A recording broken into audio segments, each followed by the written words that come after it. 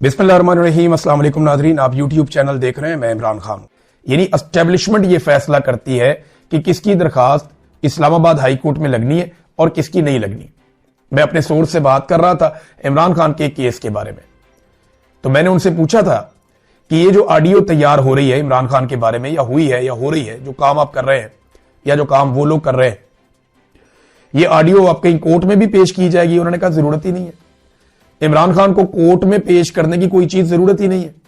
इमरान खान को जेल में रखने के लिए अदालत को कुछ देने की जरूरत नहीं है, सिर्फ अदालत को हुक्म देने की जरूरत है। अदालत वही करेगी जो उन्हें कहा जाएगा। ये तो सिर्फ पब्लिक परसेप्शन के लिए ऑडियो जो है वो उसके ऊपर काम हो रहा है, और वो ऑडियो अब कुछ लोगों को सुनवाई जाएगी या सुनवाई जा चुकी होगी। अभी कुछ दिनों में आपको कंफर्मेशन आ जाएगी। अच्छा, इंजीनियर मोहम्मद अली मिर्जा ने एक बड़ा अजीब काम किया। जब जीशान ने इंजीनियर को कहा कि मैंने आपकी रिकॉर्डिंग कर ली, जो आप लोगों ने मुझे सवालात फीड करने की कोशिश की इमरान खान के बुग़्ज़ में उसके खिलाफ, यानी आप लोगों ने इमरान खान के खिलाफ मजहबी नौइयत के घटिया सवाल मुझे फीड करने की कोशिश की, मैंने आपकी वो कॉल रिकॉर्ड कर ली। तो इंजीनियर साहब ने कहा आपकी तरबियत ही गलत हुई है, मां बाप तक पहुंच गए, ये कहा आपको ये करना ही नहीं चाहिए, ये इखलाक से गिरी हुई हरकत है, आपको इसकी इजाजत नहीं है। ये बातें करते रहे। लेकिन वही इंजीनियर एक और बयान में क्या कहता है? एक और बयान में कहता है कि इमरान खान साहब की वो ऑडियोज आ गई ना तो पता चल जाएगा कितना डट के खड़ा है। यहां नहीं कह रहा कि गैर इखलाकी काम है, यहां नहीं कह रहा कि एस्टेब्लिशमेंट के मां बाप ने उनकी गलत तरबियत की है इन जर्नैलों की जो कॉलें रिकॉर्ड कर रहे हैं जेल के अंदर। वहां नहीं कह रहा। अंदाजा करें, जब अपनी कॉल रिकॉर्ड हो गई तो मेयार कुछ और बना लिया। जब कॉल रिकॉर्ड हो गई, इमरान खान की बातचीत रिकॉर्ड हो गई, वहां पे मेयार कुछ और बना लिया। वहां क्या इमरान खान से पूछ के रिकॉर्ड कर रहे हैं? ऐसा तो नहीं है। और खुद की है 2 नंबरी। इमरान खान तो करता है ना बातें, और ये नजम सेठी कह रहे जी वो तो डट के खड़ा है, पीछे नहीं हट रहा। और नजम सेठी ने यह भी बताया, नजम सेठी किसका आदमी है, किनके साथ उनके ताल्लुकात है, सब जानते हैं। तो नजम सेठी साहब ने क्या बताया? उन्होंने बताया कि जो अमेरिका से लोग आए थे वो भी इमरान खान को मिलवाए गए। 2.5 घंटे इमरान खान के जाके लोग मिलते गए हैं और इमरान खान इनकार करते रह गए, मैं कोई डील नहीं करता भाई इनसे। इंजीनियर साहब ऐसा बता रहे हैं जैसे कि बहुत फ्रस्ट्रेशन है, और इमरान खान तो कह रहे हैं जी डील करो डील करो। ये कोई और पिक्चर दे रहे हैं, वो कोई और पिक्चर दे रहे हैं, और दोनों एक ही तरफ से आए हुए हैं। अजीब कंफ्यूजन पैदा की हुई है। इंजीनियर साहब जो है ना वो विकेट के दोनों तरफ खेलना चाह रहे थे, लेकिन बहुत बुरी तरह क्लीन बोल्ड हुए हैं और अपनी क्रेडिबिलिटी भी उन्होंने वाड़ ली है। एक दिन एक बात करते हैं, दूसरे दिन दूसरी बात करते हैं, तीसरे दिन तीसरी बात करते हैं। जो आदमी अपनी जुबान पे खड़ा ना रह पाए उसकी क्या क्रेडिबिलिटी है? यानी सियासत में आके ना अपना बेड़े ही गर्क कर दिया। नाज़रीन, जब भी आपको मुज़ाकरात के हवाले से खबरें दी जाएं, और खासतौर पे पाकिस्तान का जो इलेक्ट्रॉनिक मीडिया है और अखबारात हैं वो आपको ये खबरें दें, एक तो इनकी क्रेडिबिलिटी पहले ही खत्म हो गई है, क्योंकि मिलिट्री एस्टेब्लिशमेंट की ख्वाहिशात को ये खबर बनाकर चलाते हैं।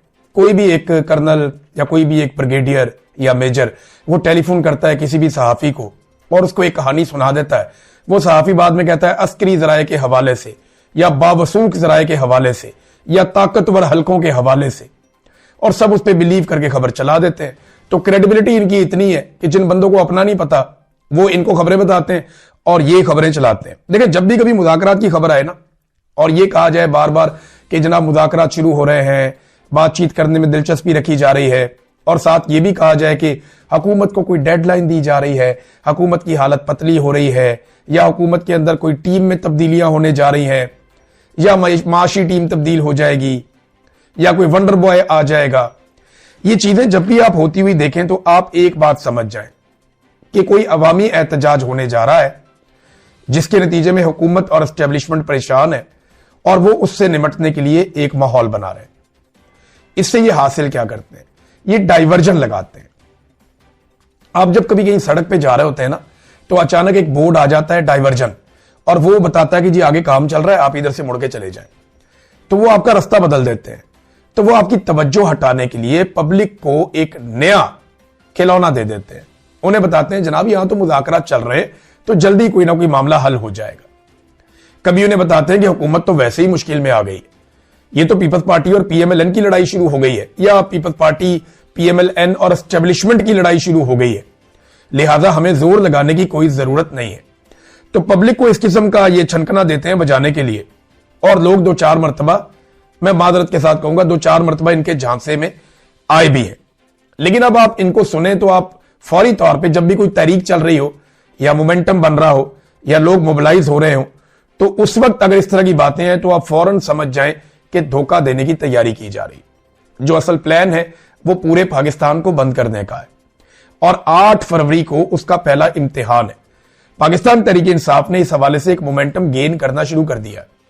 अब मैं ये कह सकता हूं कि मोमेंटम वहां पहुंच गया जहां पे अली अमीन गंडापुर साहब ने सरेंडर किया था, यानी मामला वहां तक पहुंच गया। अब उतनी बड़ी तादाद में लोग दोबारा मोबिलाइज हो चुके हैं। अब इस तादाद को बढ़ाना है, इसको दुगना करना है। क्या ये जो मौजूदा टीम है वो कर पाएगी? वो तो बहुत एनर्जेटिक है, नौजवान है, वो रोजाना कोई ना कोई एक्टिविटी करते हैं। ना सिर्फ उन्होंने सूबे की परफॉर्मेंस से साबित किया कि वो बाकी सूबों से बेहतर परफॉर्म कर रहे हैं, बल्कि साथ ही साथ उन्होंने अपनी सियासी एक्टिविटीज को भी कई गुना तक बढ़ाया और बड़ा शानदार उन्होंने काम करके दिखाया। बड़े घाघ और पुराने सियासतदानों का इन्होंने मुकाबला किया नौजवानों की इस टीम ने, और इमरान खान साहब ने इस टीम पर भरोसा भी किया है। अब जनाब जो हरिपुर के मनाजिर हैं वो तो ये बता रहे हैं कि खैबर पख्तूनख्वा एक मरतबा फिर तैयार है। याद रखिएगा, जब ये क्राउड मालाकंड जाएगा ना, फिर आपको पता चलेगा, क्योंकि मालाकंड एक ऐसी जगह है जहां पे बहुत ताकत है पाकिस्तान तहरीक इंसाफ के पास। हजारा वो डिवीजन है या एबटाबाद हरिपुर जहां पे पीएमएलएन कहीं ना कहीं कुछ ना कुछ बाकी है। वो इलेक्शन तो नहीं जीत पाएंगे, नवाज शरीफ खुद यहां से इलेक्शन हार गए, लेकिन किसी ना किसी सूरत में कुछ ना कुछ उनकी बाकियात हैं वहां पे। फॉर्म 47 ना मिले तो इलेक्शन नहीं जीत सकते, लेकिन फिर भी आप ये कह सकते हैं कि वो वहां एग्जिस्ट करते हैं। मगर दूसरी जानिब जो वहां से रिस्पॉन्स मिला पाकिस्तान तहरीक इंसाफ को या सुहेल अफरीदी को, अब प्लान उनका यह है कि पूरा पाकिस्तान बंद करना है। वो जब कहते हैं ना कि हर चौक डी चौक, तो इसका एक मतलब है। इसका मतलब है कि अब डी चौक जाने की जरूरत नहीं है, हर चौक को डी चौक बनाने की जरूरत है। आप पाकिस्तान के हर चौक में बैठ जाएं, हर जगह पे निकल के बाहर आ जाएं, और पाकिस्तान के अंदर जो है वो काम रोक दे पब्लिक।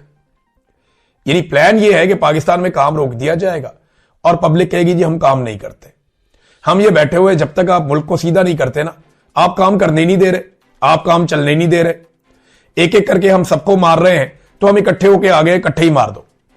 तो मार तो नहीं सकता कोई इतनी बड़ी तादाद में करोड़ों लाखों लोगों को। तो लोग जब अपने अपने इलाके पर निकल के बैठते हैं ना, तो एसएचओ की, थानेदार की कभी भी जरूरत नहीं होती कि वो लोगों के सामने आ जाए। मुझे अच्छी तरह याद है लाहौर शहर के अंदर जब अपनी गली में, अपने मोहल्ले में लोग निकलते हैं ना, तो पुलिस की जरूरत नहीं होती वहां पे आके मुदाखलत करने की। तो जब हर गली में, हर मोहल्ले में, हर इलाके में, हर चौक में डी चौक बनेगा और लोग निकलेंगे, जैसा कि पाकिस्तान तहरीक इंसाफ का एक प्लान है, तो फिर ये रियासत के पास किसी किस्म की गुंजाइश रहेगी नहीं। ये करेंगे क्या? ये सबसे पहले इंटरनेट बंद करेंगे। लोग जो है वो केबल वाला इंटरनेट इस्तेमाल करना शुरू कर देंगे, जिसको आप पीटीसीएल कहते हैं या दूसरा इंटरनेट।